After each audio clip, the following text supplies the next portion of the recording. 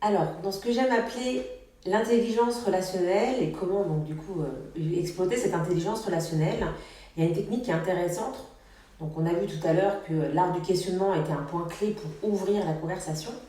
Et une fois qu'on a ouvert la conversation et que la personne nous a livré un certain nombre d'éléments en fait auxquels elle songeait, eh bien ça va être de réutiliser le vocabulaire qu'elle a employé et de faire un effort de synthèse pour résumer ses propos et les valider.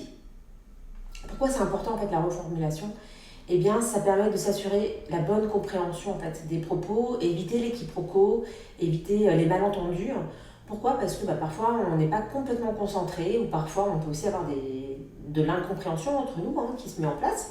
Pourquoi? Parce que ça revient toujours à ce qu'on se dit depuis le début, c'est qu'on a chacun nos filtres de perception et que parfois un mot va faire écho à une définition et en creusant, en faisant redéfinir ce même mot par la personne, vous allez vous rendre compte que vous ne parlez pas de la même chose. Voilà, et en plus la langue française est très riche et donc il y a d'autant plus de risques finalement d'utiliser un mot qui ne serait pas le bon ou en tout cas qu'on ne prendrait pas de la bonne façon. Donc justement pour éviter ces complications ou ces complexités on va dire potentielles, l'objectif ça va être donc de résumer ce qui a été dit et de s'assurer de notre compréhension auprès de l'interlocuteur. Donc par exemple, on utilise des formules très, très aisées, très faciles, ça va être « si j'ai bien compris, vous m'avez dit ça ». Est-ce que cet élément-là, vous le définissez ainsi ou alors vous pouvez même reprendre une autre question ouverte par rapport à un mot dont vous ne seriez pas sûr de l'interprétation de la définition. C'est ce mot que vous avez utilisé. Comment est-ce que vous pourriez me le définir plus précisément? Voilà, donc ça, ce sont des formules qui vont permettre en fait de bien revalider votre niveau de compréhension.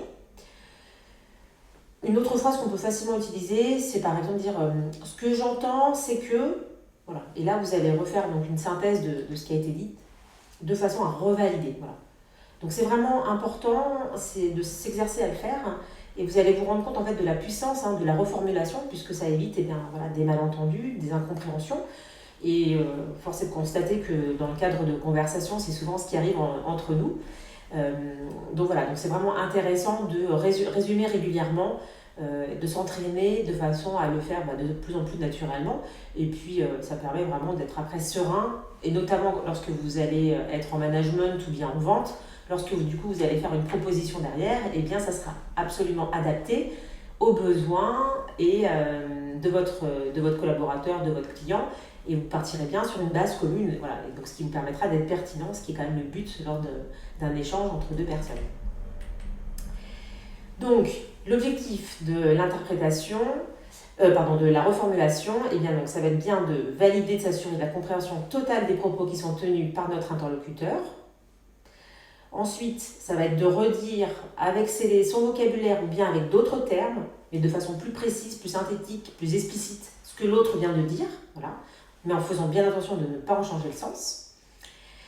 Et puis le but de la reformulation, quelle autre vertu il a? Eh bien, ça permet de montrer à son interlocuteur qu'on l'écoute, qu'on a bien reçu et bien compris ce qui nous partage, de corriger donc ce qui a été mal compris éventuellement.